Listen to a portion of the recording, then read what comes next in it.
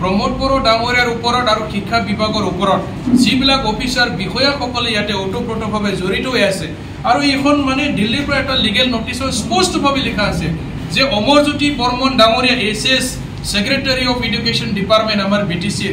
তেখেতে মানে 40 লাখ টকা লোৱাৰ এটা অভিযোগ আছে এইখন লিগেল নোটিছত আমি পাইছোঁ সো তেনে ক্ষেত্ৰত অমৰজ্যোতি বৰ্মনে কেনেকৈ ইনকুৱাৰী কৰিব আচৰিত মানে হাস্যকৰ কথা আৰু প্ৰমোদ বড়ো ডাঙৰীয়া ইমান যেন এজন বুদ্ধিয়ক মানুহ অমৰজ্যোতি বৰ্মন নিজৰ ওপৰত কেনেকৈ মানে ইনকুৱাৰী কৰিব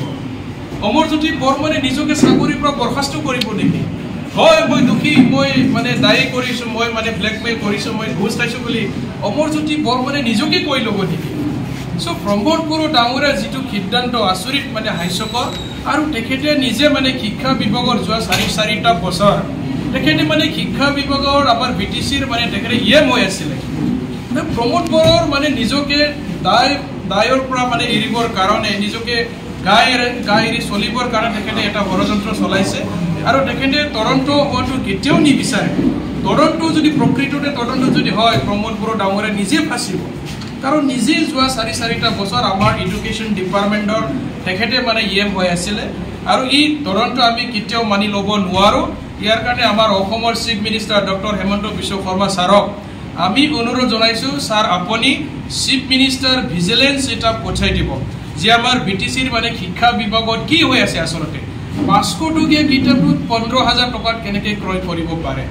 আৰু এনেকৈ মানে আচৰিত নোহোৱা নুশুনা মানে ঘটনাবিলাক আমাৰ এই বিটিচিত চলি আছে প্ৰমোদ বড়ো ডাঙৰীয়াৰ ওপৰত আৰু শিক্ষা বিভাগৰ ওপৰত যিবিলাক অফিচাৰ বিষয়াসকলে ইয়াতে ওতপ্ৰোতভাৱে জড়িত হৈ আছে আৰু এইখন মানে দিল্লীৰ পৰা এটা লিগেল নোটিছত স্পষ্টভাৱে লিখা আছে যে অমৰজ্যোতি বৰ্মন ডাঙৰীয়া SS secretary of education department আমাৰ বিটিচিৰ তেখেতে মানে 40 লাখ টকা লোৱাৰ এটা অভিযোগ আছে এইখন লিগেল নোটিছত আমি পাইছোঁ সো তেনে ক্ষেত্ৰত অমৰজ্যোতি বৰ্মনে কেনেকৈ ইনকুৱাৰী কৰিব আচৰিত কথা সো প্ৰমোদ বড়ো ডাঙৰীয়াই মানে তেনেধৰণৰ কাম কৰাটো মানে আমাৰ কাৰণে দুৰ্ভাগ্যজনক আৰু আপুনি তেনেধৰণৰ কি মানে ইনকুৱাৰী কৰিব একোই ৰিজাল্ট নোলাব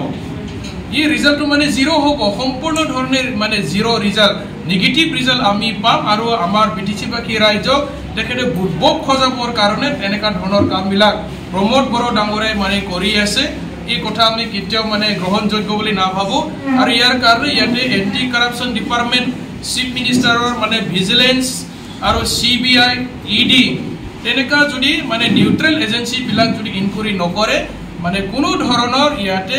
আৰু কেলেংকাৰীবিলাক মানে আমি নাপাম আৰু যিসকল অফিচাৰ বিষয়াসকল ইয়াতে জড়িত হৈ আছে ডাইৰেক্টৰ অফ এডুকেশ্যন আমাৰ বিটিচিৰ সেক্ৰেটাৰী অমৰজ্যোতি বৰ্মন ডাঙৰীয়া লাইব্ৰেৰিয়ান খগেন কলিতাৰ নামবিলাক ইয়াতে স্পষ্টভাৱে উল্লেখ কৰা আছে আৰু CC কেমেৰাৰ মানে ফুটেজ আছে পৰ্যাপ্ত মানে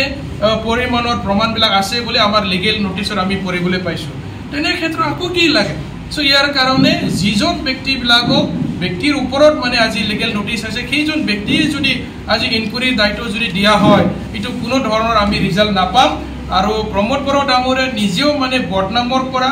দায়ৰ পৰা নিজকে মানে সাৰি যাবৰ কাৰণে তেখেতে তেনেধৰণৰ কামবিলাক কৰি আছে এইটো কেতিয়াও মানে গ্ৰহণযোগ্য নহয় আৰু প্ৰমোদ বড়ো ডাঙৰীয়াৰ তেনেকুৱা কুকৰ্মক আমি গৰিহণা দিছোঁ আৰু প্ৰমোদ বড়ো ডাঙৰীয়াৰ নিজৰ দুৰ্নীতিটো ঢাকিবৰ কাৰণে সদায় 3,000 কোটি টকাৰ কেলেংকাৰী হৈছে যোৱা 17টা বছৰ ধৰি তেওঁ কৈ থাকে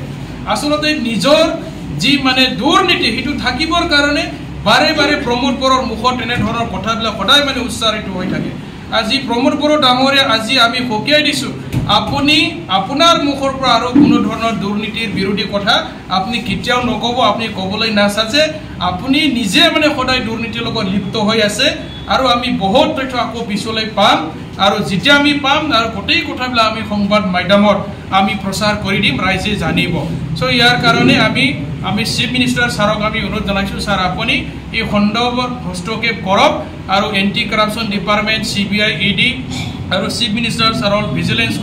ভিজিলেন্স এটা টিম আছে এই টিমবিলাক নিউট্ৰেল এজেঞ্চিবিলাক যাতে আমাৰ বিটিচিৰ শিক্ষা বিভাগৰ আহি পেলাই তেখেতসকলে যাতে ইনকুৱাৰী এটা চলায় আৰু সত্য কথাবিলাক সদায় মানে ওলাই যাব বুলি আমি ভাবোঁ